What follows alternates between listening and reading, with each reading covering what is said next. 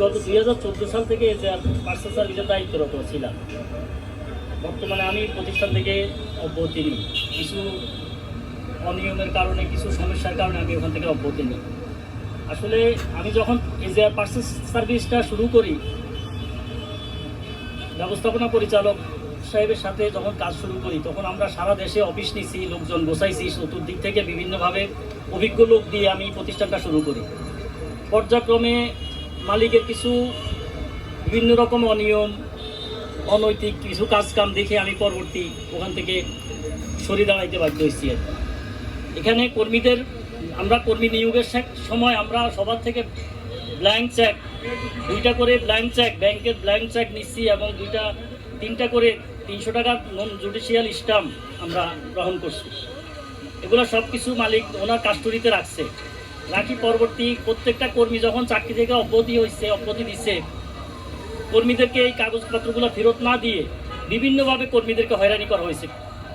যারাই অব্যাহতি দিচ্ছে তারাই হয়রানির শিকার হয়েছে। সেই ভুক্তভোগী এই পর্যন্ত প্রায় দেখা গেছে প্রায় 100-এর উপরে আছে। এইভাবে শতাধিক ভুক্তভোগী আছে। এরা সবাই মামলায় মামলা জড়াই দিচ্ছে অন্যায়ভাবে, বিভিন্ন মিথ্যা মামলা দিয়ে বিভিন্নভাবে হয়রানির শিকার হয়েছে। চেকের মামলা কিংবা স্টাম্পের মামলা দিয়ে বিভিন্নভাবে হয়রানির শিকার হতেছে। এটা আসলে আমার এখন এখানে উপস্থিত হয়েছি এই দাবি নিয়ে যে এইভাবে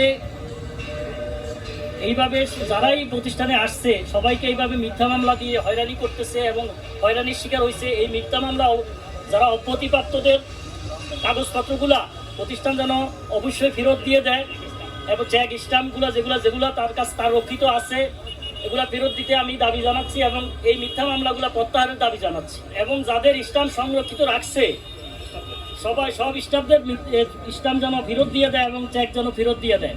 কারণ দেশের প্রচলিত আইনে আমি আশা করি এইভাবে হয়রানি করার অধিকার কারোই নাই। চাকরি করতে আসছে স্টাফরা, হয়তো তার রুটি রেজেকের টানে সে চাকরি করতে আসছে,